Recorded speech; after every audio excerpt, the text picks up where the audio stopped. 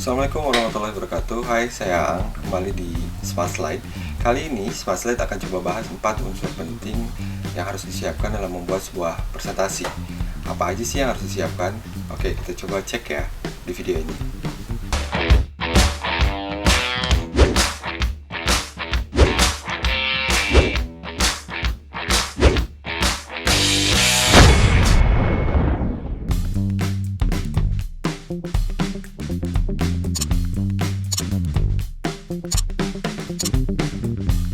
Ibarat pemasak, harus ada yang disiapkan sebelum membuat sebuah masakan kan.